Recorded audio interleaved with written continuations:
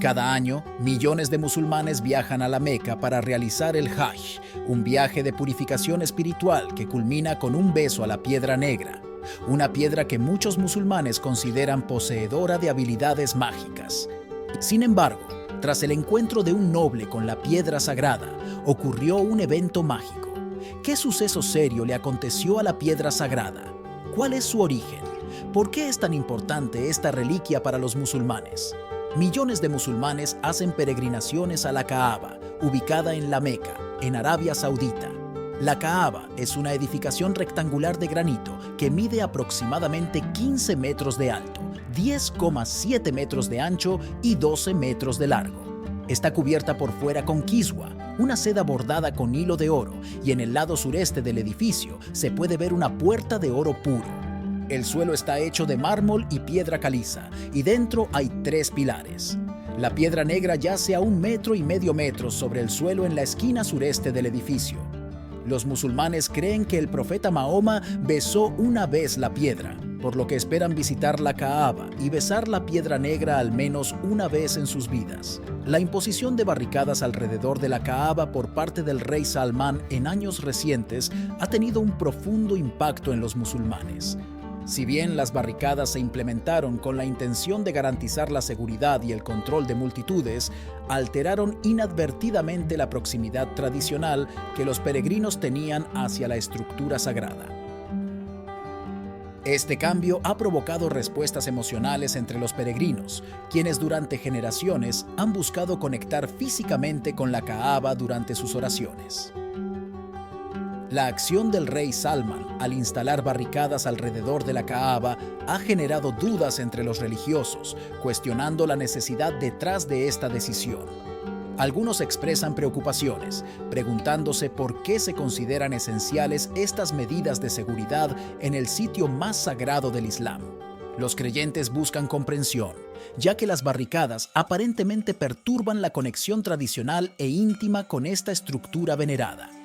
Las dudas dentro de la comunidad religiosa reflejan un deseo de transparencia y una comprensión más profunda de las decisiones que afectan las prácticas espirituales de millones de musulmanes que tienen en profundo respeto a la Kaaba. Muchas personas afirman que la realeza de Arabia Saudita sabe algo después de que ocurrieron varios fenómenos extraños en y cerca del área de la Kaaba en tiempos recientes. Algunos creen que Dios le ha revelado un secreto sobre lo que está detrás del cubo en la Meca. Sin embargo, los musulmanes desconocen esto. Algunas personas piensan de manera más simplificada: la piedra negra necesita descansar y el gobierno realizará mantenimiento y limpieza a la sagrada Kaaba más tarde. La eliminación de las barricadas, según el reciente decreto del rey Salman, significa una reconexión con la esencia sagrada de la Kaaba, restaurando la experiencia íntima que los peregrinos anhelan durante su viaje.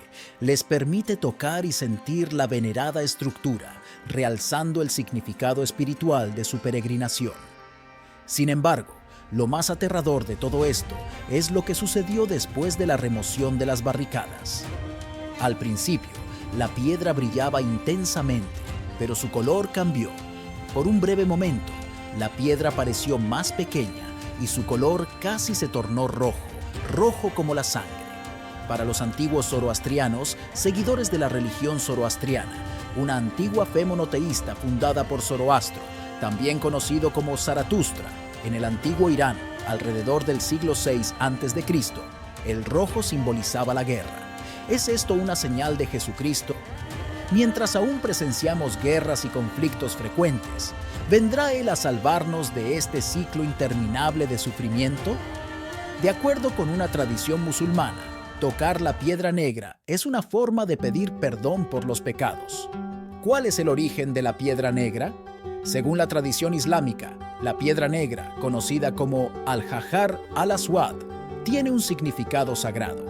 Los musulmanes creen que fue enviada por Alá desde el paraíso, otorgada a la tierra como símbolo de conexión divina.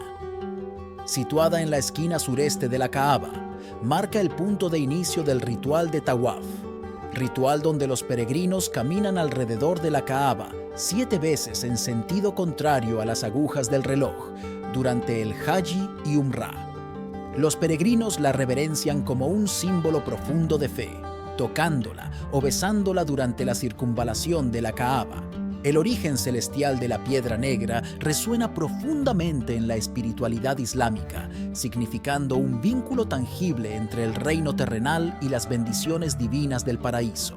La tradición islámica sostiene que la piedra negra, inicialmente más blanca como la leche, se oscureció debido a los pecados de la humanidad. Según el Hadís, la piedra fue enviada por Alá en un estado puro y luminoso, pero los pecados de los hijos de Adán gradualmente cambiaron su color. Debido a su poder para purificar los pecados de las personas que se le atribuye, hay varias ocasiones en las que la piedra fue robada o incluso destruida.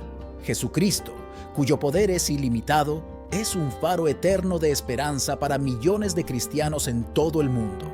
Ellos creen en su omnipotencia, que trasciende las limitaciones terrenales.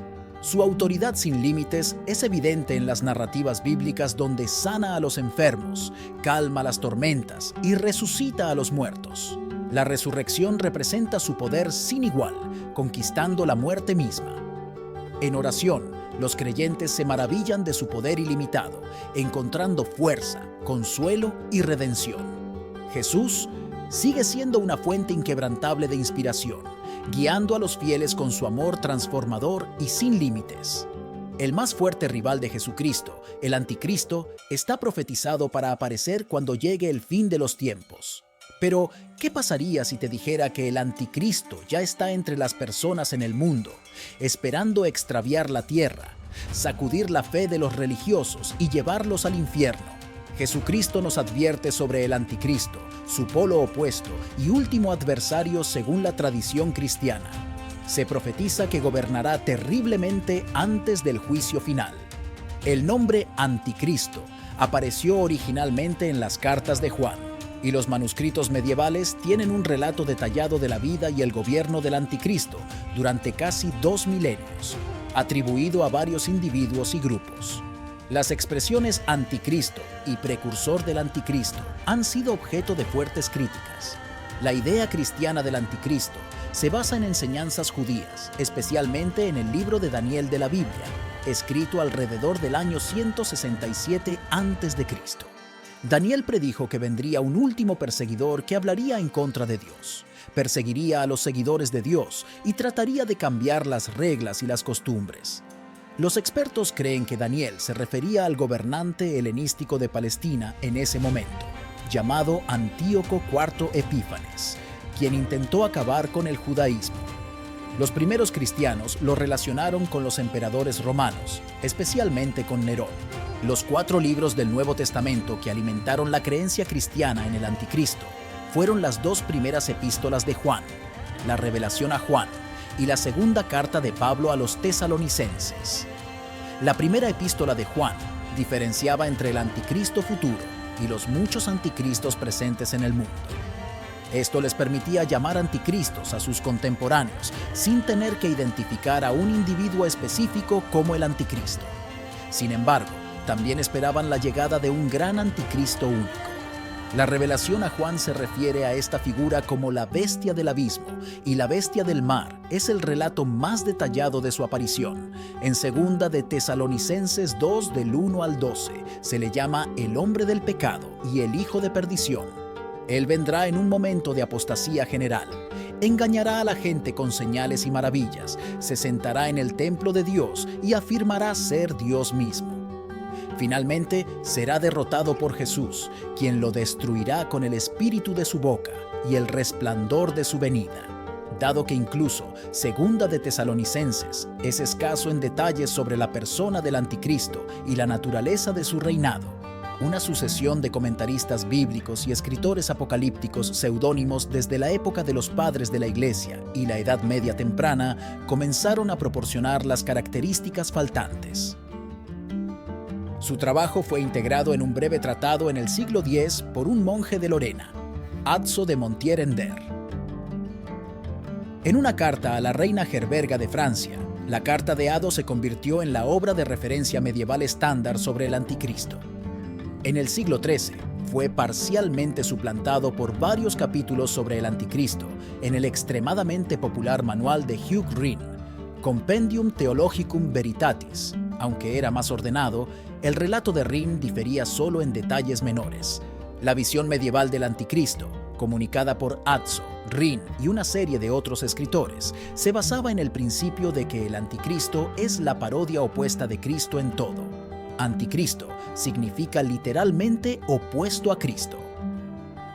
Así como Cristo nació de una virgen por concepción mediante el Espíritu Santo, Anticristo nacerá de una concepción por medio de un espíritu diabólico. Aunque las opiniones diferían en cuanto a si el padre del anticristo sería un hombre o un demonio, en cualquier caso, se notaba comúnmente en la Edad Media que Anticristo estaría lleno del diablo desde el momento de su concepción. Tanto Cristo como Anticristo nacen de los judíos, pero Anticristo nacerá de la tribu de Dan, la víbora en el camino, Génesis 49:17, en lugar de la tribu de Judá y en Babilonia, no en Belén como Cristo. Anticristo crecerá en la oscuridad y comenzará su ministerio abierto a los 30 años, ganando seguidores dando señales y realizando milagros. Las señales y milagros, una vez más, son polos opuestos de los de Cristo, ya que los supuestos milagros de Anticristo serán solo trucos. El reinado triunfante de Anticristo, nunca claramente distinguido desde el inicio de su ministerio, durará 3 años y medio, como Cristo. Anticristo llegará a Jerusalén, pero como lo opuesto de Cristo, será aclamado y reverenciado entusiastamente por los judíos. Durante su reinado, reconstruirá el templo y se sentará en el trono de Salomón. En un acto de terrible inversión de la justicia sacerdotal y real, influenciará a los líderes del mundo para que se unan a él y perseguirá a los cristianos de forma terrible. Todos aquellos que se opongan a su voluntad serán perseguidos, y como Jesús profetizó en Mateo 24:21, habrá un gran sufrimiento como nunca antes desde el principio del mundo hasta ahora. Los 2 grandes profetas, Enoc y Elías, quienes nunca murieron, pero fueron llevados al paraíso terrenal, llegarán para predicar contra el tirano y consolar a los elegidos. Sin embargo, el anticristo será destruido por el poder de Cristo, tras lo cual, después de un intervalo muy breve, llegará el juicio final y el fin del mundo. Un importante pensador medieval que se apartó sustancialmente de las enseñanzas recibidas sobre el anticristo fue el monje calabrés del siglo XII, Joaquín de Fiore. Joaquín formuló una visión de persecuciones pasadas y futuras sucesivas de la Iglesia cristiana que lo inspiraron a proponer la aparición de una sucesión de anticristos, como Nerón, Mahoma y Saladino, antes de la llegada del gran anticristo. Según Joaquín, el gran anticristo no será un judío de Babilonia, sino más bien la encarnación de los peores males surgidos de su propia sociedad, principalmente los crímenes de herejía y opresión de la Iglesia. Por último, dado que Joaquín esperaba la llegada de una maravillosa era milenaria en la tierra entre la muerte del anticristo y el juicio final, se vio obligado a predecir la llegada de otro enemigo de Dios, un anticristo final. Aunque Joaquín era vago sobre la naturaleza de este último antagonista de Dios, lo llamó Gog, lo que implica que el anticristo final estará aliado o será idéntico a las fuerzas enemigas de Gog y Magog, que aparecerán para librar la batalla final con los santos después del milenio y antes del juicio final, según Apocalipsis 20 del 7 al 9.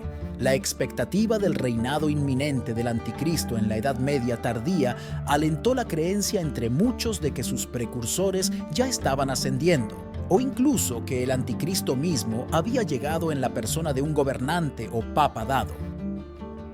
Tales creencias estuvieron asociadas en particular al emperador alemán Federico II, 1212-1250, y al papa Juan XXII, 1316-1334.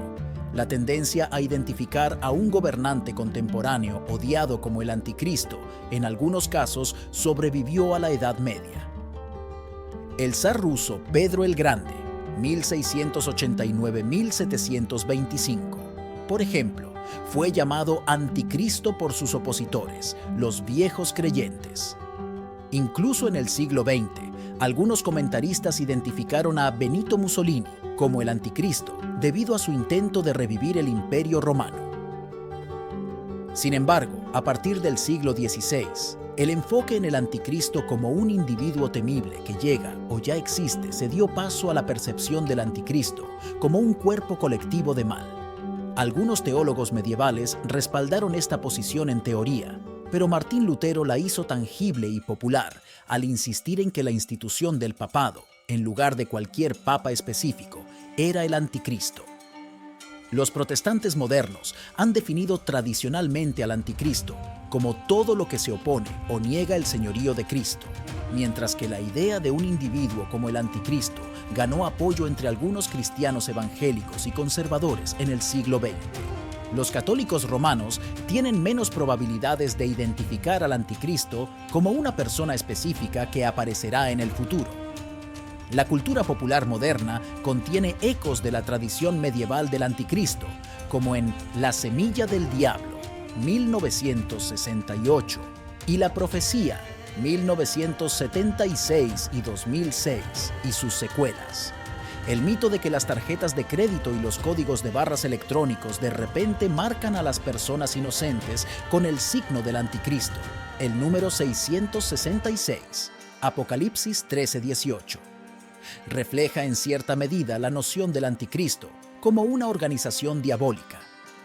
¿Cómo derrotamos al anticristo? Reflexionar sobre la posible aparición del anticristo puede generar preguntas y dudas profundas en las personas. Esto puede llevarlas a cuestionar la estabilidad de su fe y su capacidad para discernir la verdad. Como resultado, muchos se ven impulsados a reflexionar sobre sí mismos y a fortalecer su discernimiento espiritual. Buscar una comprensión más profunda de las enseñanzas bíblicas y recibir orientación de fuentes teológicas confiables puede ayudar a encontrar claridad en medio de la incertidumbre. Para mantener una fe sólida, es importante contar con una base construida sobre el conocimiento, la oración y la comunidad. Según San Pablo, la forma en que nos protegemos del engaño es aferrándonos a las tradiciones. La verdad del Evangelio de Jesús se encuentra en la tradición sagrada, ya sea en forma escrita u oral. Por lo tanto, la tradición sagrada es el criterio para discernir la verdad del error. El segundo advenimiento está cerca. La verdad es que Jesús mismo dijo: «Pero de aquel día y hora nadie sabe, ni siquiera los ángeles del cielo, sino solo mi Padre». Mateo 24:36. La Biblia nos da varias pistas y señales que podemos buscar. Podemos leer sobre ellas en los libros de Apocalipsis, Tesalonicenses y Daniel, así como en varios de los otros profetas. Jesús también nos da algunas señales para buscar en los evangelios, pero nadie puede decirnos exactamente qué va a pasar y cuándo. Pero lo más importante que debemos saber sobre el fin de los tiempos para las personas que aman a Cristo es que no tenemos nada que temer. Veamos también Lucas 12:32 y Hebreos 13:6. Lo que sí sabemos es que estos eventos indican que seremos llevados a estar con nuestro Salvador por toda la eternidad. Ese es el propósito entero de nuestras vidas. Vivimos para encontrarlo y estar con Él para siempre. En lugar de preocuparnos y temer, podríamos anticipar ese día con un tremendo entusiasmo. Ese es el día que hemos estado esperando, viviendo y anhelando. Jesús nos dijo cómo deberíamos reaccionar en Lucas 21:28. Se argumenta que el concepto de la segunda venida fue un mito propagado por los seguidores de Jesús. Sin embargo, si Jesucristo no regresa, nuestro mundo está sin esperanza, destinado a la perdición. A pesar de los avances tecnológicos y el progreso científico, nuestro mundo sigue profundamente problemático. La violencia, la degradación ambiental y el deterioro moral están desenfrenados. La contaminación, tanto física como mental, azota nuestra sociedad. Influencias dañinas corrompen las mentes de nuestra juventud, dando forma a actitudes y comportamientos perjudiciales. Nuestros problemas persisten y solo hay una esperanza para la humanidad: el regreso de Jesucristo. Solo a través de su regreso podemos encontrar verdadera paz y soluciones a los desafíos que enfrentamos. La urgencia de su regreso es evidente en el estado lamentable de nuestro mundo. Sin su intervención, nuestro futuro se ve sombrío. Esta perspectiva subraya la importancia de estar espiritualmente preparados y vivir en anticipación del regreso de Jesús. Nos recuerda que nuestra esperanza última no radica en los esfuerzos humanos o los avances tecnológicos, sino en la promesa de redención a través de Cristo. Como creyentes, debemos permanecer vigilantes y listos, poniendo nuestra confianza en la promesa de su eventual regreso. Las palabras de Jesús a sus apóstoles, "No estéis turbados", se aplican a todos los que se preparan para su venida con alegría y fidelidad. No debemos temer los signos que preceden a su regreso si vivimos intencionalmente y sinceramente para Él. No hay necesidad de preocuparse por tener cierta cantidad de tiempo para prepararse. Lo que importa es nuestra fidelidad a la voluntad de Dios en el momento presente. Como creyentes, nuestro enfoque debe estar en las cosas de arriba, donde Cristo está sentado a la diestra de Dios.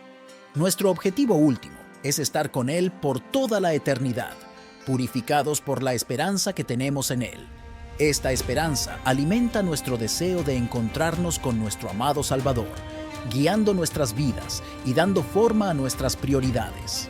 Podemos levantar la cabeza y esperar el día en que finalmente nos encontraremos con Jesús y estaremos con Él para siempre.